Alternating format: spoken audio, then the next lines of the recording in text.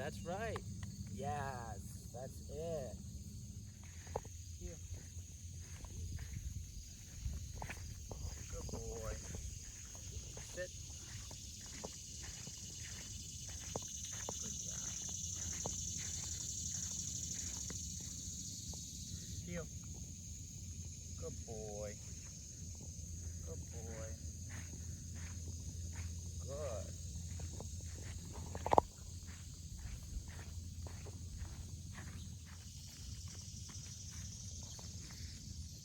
Good boy.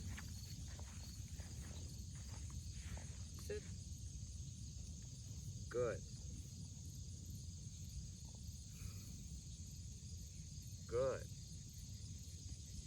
Break. Good boy. Good job. Come on. Get that shit. There you go. Good, good. Good.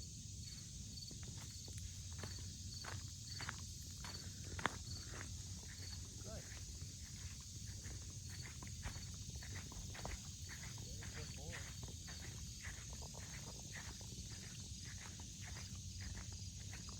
Good boy.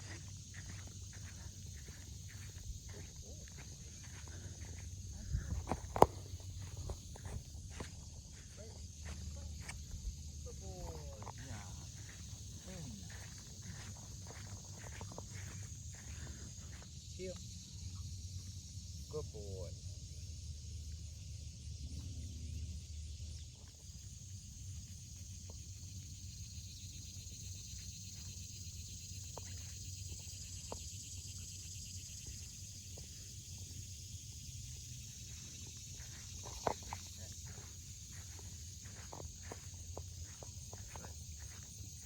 Break.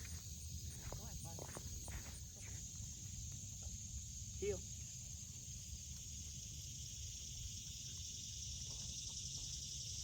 That's a good boy right there.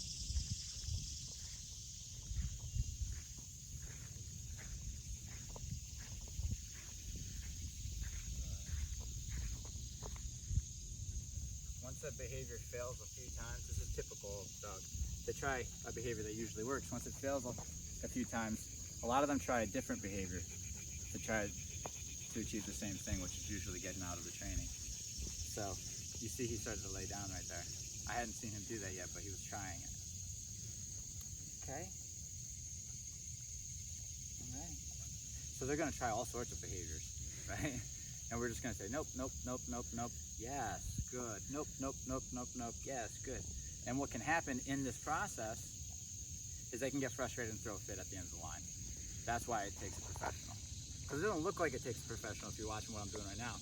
But as soon as he's like, I've had enough, you get a certain dog that says, I've had enough, and they start taking it out on you or the leash, well, then you need a professional knowledge and experience to get through that. Okay? But some dogs won't throw a fit like that, but the dogs we see will, because they generally, are in pretty rough shape when they get dropped off. Okay? So very basic stuff.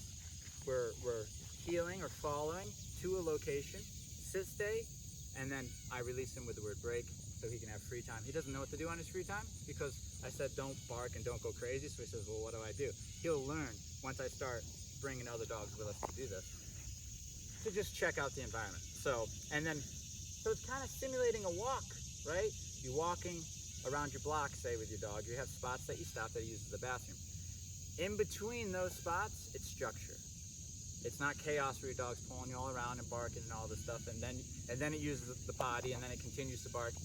We're driving the car. We're going to the place where then we can have fun, okay? If we're going to play fetch, we're going to heel or drive to the field and then release our dogs into the game, into the play mind, where we can play with them. But as soon as we need that mind to get back to relaxed and working, we give a command, okay? So as soon as I say, come to my dog, and they get here, they should be working.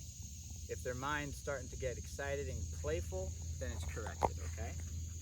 And that's how we get our dogs to switch in between those states of mind, all right? So, in short, we're not looking for excitement and party throwing while we're doing our commands. We're looking for calm compliance. When we're playing, yeah, sure, when we're playing. But this should never be play, all right? That's why If it's playful when you teach it, then it doesn't work going home because they have that playful mind still, and that means they're goofy, and what does that mean? They're not taking it seriously. So when you need it, they don't do it well. Okay? All right. You're a good boy. This is very nice. Another reason why he's not complaining about this too, though, is because this is all he does now. There is no other play. There is no barking at things and getting the energy out in any other way. If he's not training and working with us, then he's relaxing. So this is his big outing for the day, right? And he's enjoying it. He's a good boy. All right, let's get to work. We talked enough. Heel. Good boy. Cool thing about him, though, before I let you guys go, is I actually do see that once we calmed him down, he really does like to work and like the direction. Everything's just new to him. He's 4 years old, but he was exploring the world in crazy mode 24/7. Now that he's calm and seeing things kind of with a stable mind, he doesn't really know much about the world, I'm noticing. So we're reteaching all sorts of little things that you would think that he would know at 4 years old. You know, just like the sequence of going from the kennel to the potty was like he was like 8 weeks old again, right? Doing circles in there, peeing before you let him out, all this stuff, because of the mind. Once we started calming the mind down, he doesn't actually know how to do anything. He doesn't know how to eat. He doesn't know how to walk. He doesn't know how to relax he doesn't know how to do anything without this crazy mind. So you say, stop being crazy, and you literally get a dog, and we see this all the time, who says, I don't know what to do then. I actually don't even remember how to go out to use the bathroom I don't know how to do it calmly. I don't know how to eat calmly. So this is a big change for him. Relearning how to do everything. Heel.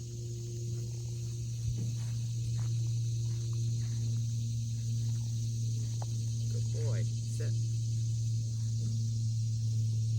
Good. Heel. Good. So we repeat everything until it is the right way, and then we continue. And that's kind of like where the patience part comes in. They say you got to have a lot of patience training a dog. That's it right there, is being able to repeat the same sequence over and over until the dog gets it right, and then continuing, and not being lazy on that. That's the work. That's where consistency plays a role. So right when the dog chokes up and you just say, screw it, let's go anyway, that's where you start not being consistent. Good boy. Sit. Good boy. Break. Good job. All right. I'm going to get him just doing this today. Maybe some recall, just because he doesn't know the tone. We want to get him on that tone. But other than that, he's just learning, like I said, how to do the basics, how to be calm in the kennel, how to be calm in the house, how to do potty breaks, how to eat, how to be around a baby, like everything. He's learning everything. And the training is secondary, but you can see we use our training to tell him how to behave, okay? And he's doing well. Break. I can't wait to see where this guy is in 2 weeks. I'm very excited. I see a very awesome companion in there, but lots of anxiety if he's left to make his own choices as of right now. If I leave him free roaming like this for too long, I'm sure we'll even experience it on this video, then heavy panting and whining, right? That used to be barking. You got to think of it as energy, right? The dog's used to displaying this certain intensity of energy every day for 4 years, from the time he wakes up to the time he goes to bed. His body just physiologically is telling him to express at this time of day, right? Like usually at this time of the day, I'm hitting the gym. I'm fucking barking my head off, right? So him being like this is very challenging for him. It's taken everything in his power to be calm right now. As time goes on, like a week down the road, this is going to become more normal for him. And then we're going to see more natural behaviors, more like what you would like to see from a dog, right? All on his own without me. He won't need me constantly telling him what to do. But for the first couple of weeks, he's going to need me to tell him what to do constantly. And then going home, because he has all those bad old associations, it's going to take you, remember, this is a 3-month program. It's going to take you every ounce of those 3 months to reprogram the way he behaves at home. And if you do that work, just keep this program intact at home for 3 months, you're going to see long lasting results with this guy. where you won't see him revert back. You'll have a new version of him rather than him always going back to this old space that he used to live in when he was in those walls, okay? That's how they work. He's going to then get dropped off at Julius Canine Academy for boarding and behave perfectly fine here because that's his association here. So we have to be super consistent going home, and it's not that difficult. Just follow the program, and this guy will adapt. He's very adaptable, and I actually think he's moving along quite quickly, but it might not look that way because he was really in a bad place. So he's climbing from a very deep hole, and he's finally starting to get to some type of normal, a little bit of normal here. And so I'm very excited to see where he gets. I think we got a good companion on our hands, but don't mistake it though. He's still work going home, and he's going to regress for the first week because he's back at his own stomping grounds. And then within a month, we're going to see really good changes. Another month, and then the third month, we'll have some very solid changes in this guy's behavior and associations. Good boy. We'll be making a plan for you to follow, so it won't be too difficult. Okay? Great.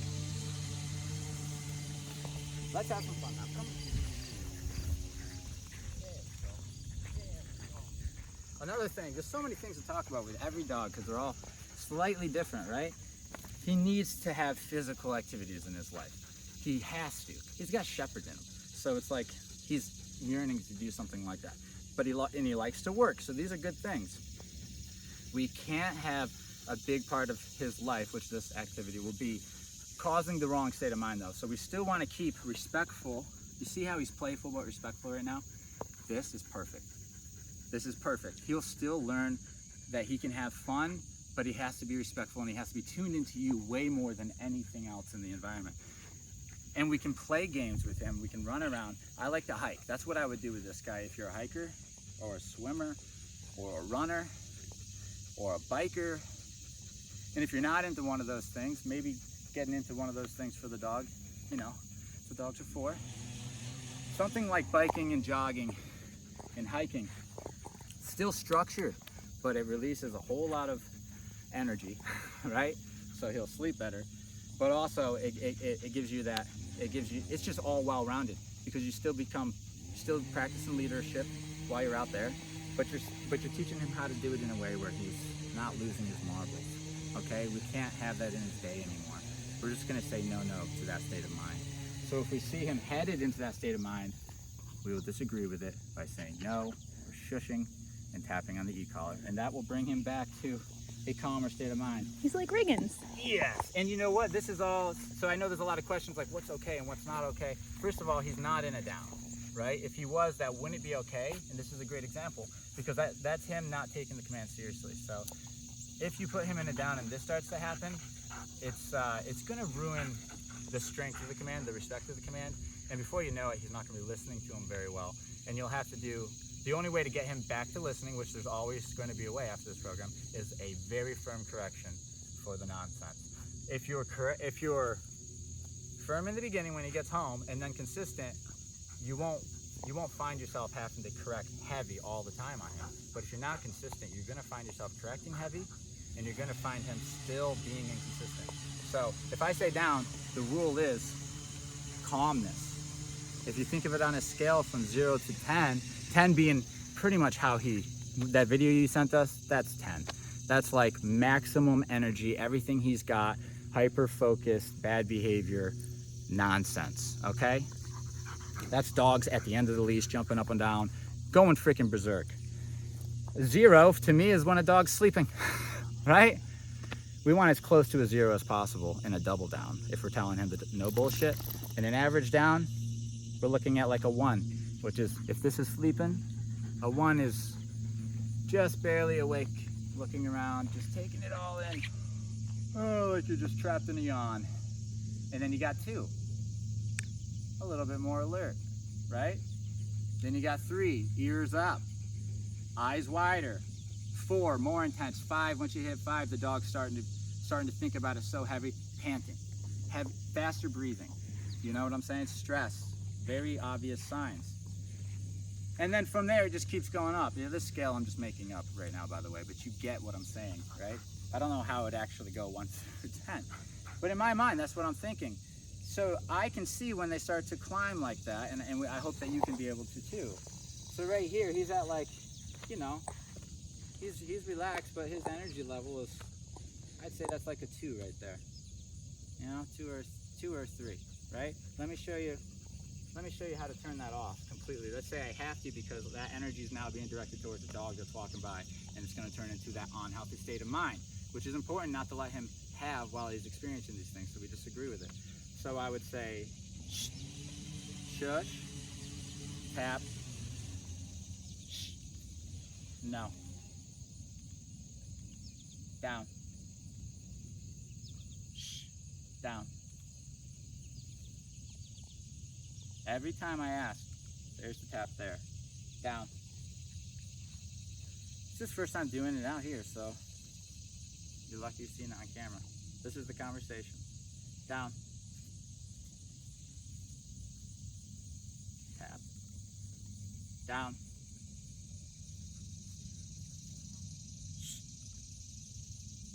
Good boy.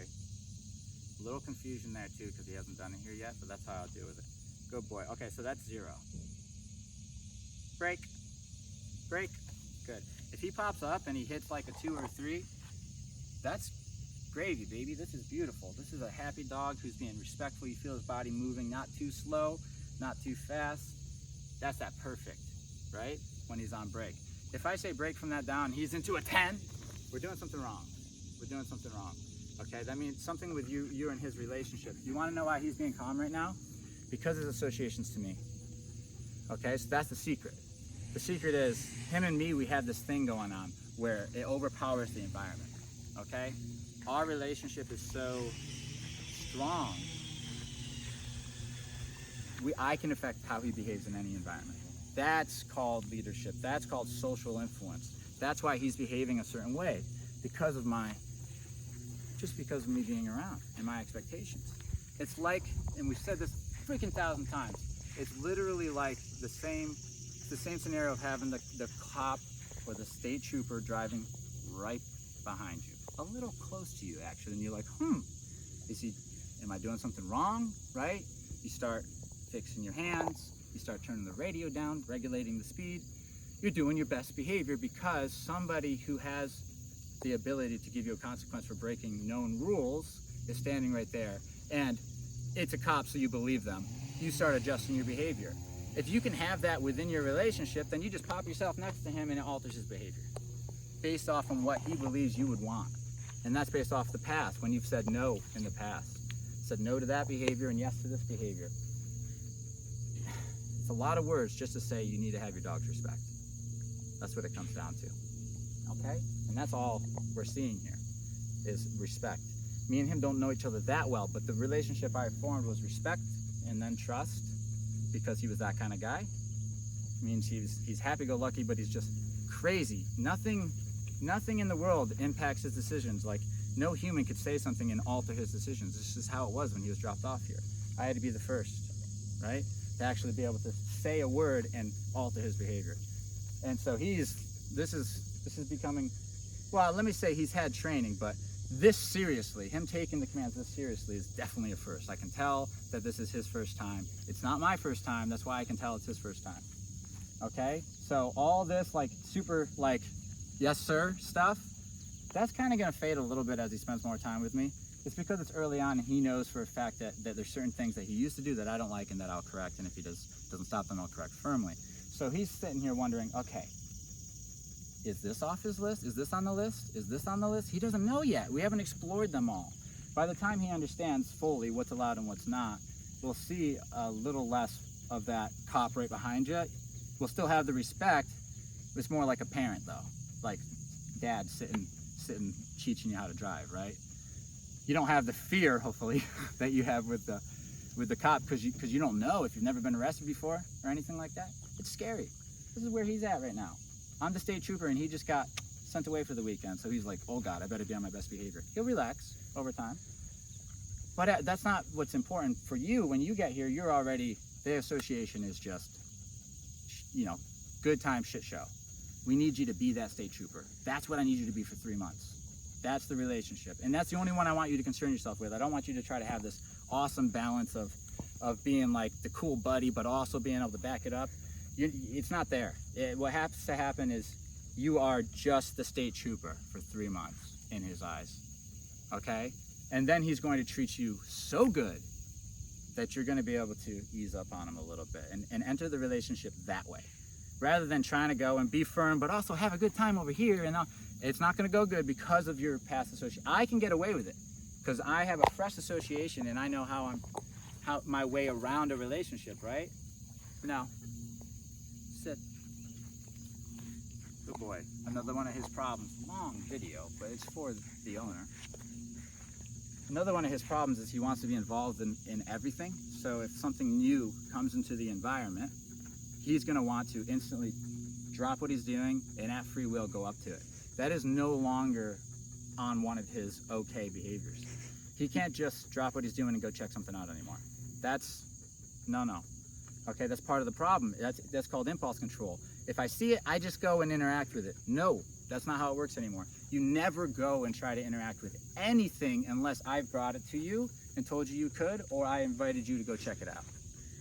Never. So he's been able to make these decisions on repeat for 4 years. It's just autopilot. He's not thinking. He's a good boy, actually. He's just, his programming, the way he believes he can behave in the world, is just, it's not up to par for a family dog. He's the kind of guy that's going to cause a lot of stress for people. That's why he's here, right? But of course, you want to know why he's here as well. He's a good dog. He's got a good heart. He's a good-natured guy, and I feel that as well. So, tough love. That's what we need. That's the cure for this. When you know what to do because you've been through this program, it's tough love. Okay, here's the program. You're acting up. Here's the consequence, because I know it's best for you. I know it sucks, but I know it's best for you. And then you're going to see big changes, and you're not going to have to be like that all the time. Okay, you'll have to be like that every now and then because he's a dog, but you're not going to have to live with him like that, but you need to at first, and I hope you understand why. Okay, good luck to you. You got an amazing dog, and I'm going to continue doing hard work on him. Okay, break. Let's go, bud.